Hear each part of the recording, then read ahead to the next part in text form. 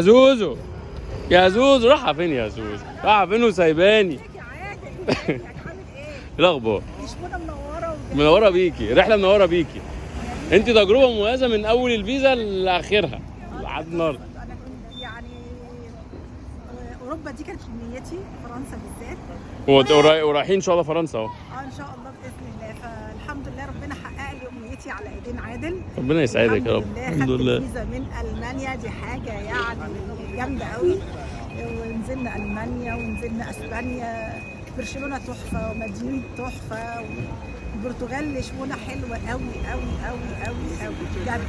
بنتفسح مع عادل في كل حته، رجلينا بنتكسر رجلك كسرت مني. الحمد لله الحمد لله. بس بنمشي الحمد لله كويسين وزي الفل، وناكل في حتت حلوه قوي. ما انا ما كنتش اتخيل ان ناكل في اوروبا الاكل اللي انا اكلته. الحمد لله. وطبخنا برضو وعملنا، طبخنا في الهوستلز وعشنا حياتنا زي ما احنا عايزين.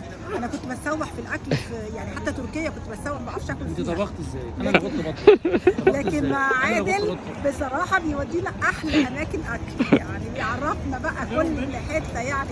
طب كمان نوته تنصحي الناس تطلع معايا والبنات، وخصوصا للبنات تقول لهم ايه؟ وخصوصا انك جربتي بقى الهوستل، وايه رايك في الهوستل؟ بصراحه امان جدا جدا، يعني انا قعدت في هوستل بنات بس، صاحبتي قعدت في هوستل ميكس، قالت جميل جدا جدا وكانت مرتاحه جدا جدا وحلوه قوي، والهوستل امان قوي والدنيا بيس قوي. تنصحي البنات تطلع معايا في الهوستلز وفكره، والهوستلز نظيفه والدنيا حلوه. الهوستل في الشحونه هنا 7 نجوم 7 نجوم بجد يعني، والفيو والمكان وفي وسط يعني احنا في قلب محطه المترو، في قلب كل حاجه، وعلى البحر على طول او على المحيط زي ما بيقولوا. تحفه.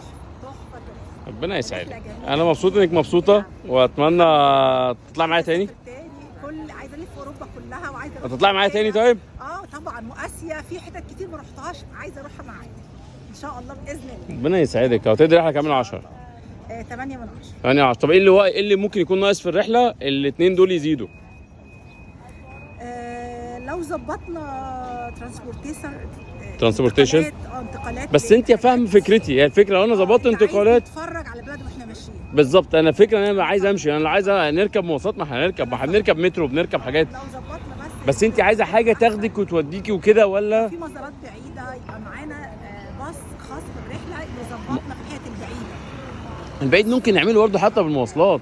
هي دي الفكره في الوقت ضيق، وبتبقى دايما على قد المدن. هو على قد البادجت دي مفيش احسن من اللي اتعمل. ما هي دي الفكره. انا لو انت عايزه اي حاجه اكبر لازم هتزودي في الفلوس. طيب انت هنا عشان برضه البنات تقول لك المصاريف مصاريف. ممكن يومك يكون بيقف عليكي بكام تقريبا؟ ما يكملش ولا 30 يورو حتى. يا جماعه انتوا واخدين بالكم 30 50 يورو ولا 30 يورو. انا ما بصرفش 30 يورو في اليوم. يعني انت الرحله اصلا ممكن ما تجيبش 200 يورو مصاريف بالاكل عشان كده انا بقول لك احنا لما بنمشي بنوفر حاجات كتير وبنعمل. انا هروح بيروهاتي يروهاتي معايا. ان شاء الله نطلع مع بعض رحله ثانيه، وان شاء الله اتمنى تكوني انبسطتي، وان شاء الله تنبسطي في باريس ومكملين بقى. عادل وعقبال الرحلات الجايه كتير. ربنا يسعدك ويخليك يا رب.